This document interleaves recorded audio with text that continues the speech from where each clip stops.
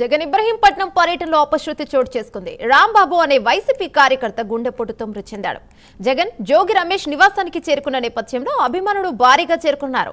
జగన్ ను చూసేందుకు వచ్చిన చిల్లకలు గ్రామానికి చెందిన రాంబాబు ఒక్కసారిగా గుండెపోటుతో కుప్పకూలాడు. వెంటనే రాంబాబుకు వైసీపీ నేతలు ఆసుపత్రికి తరలించారు. అయితే మార్గం మధ్యలోనే రాంబాబు మృతి చెందినట్లు వైద్యులు తెలిపారు.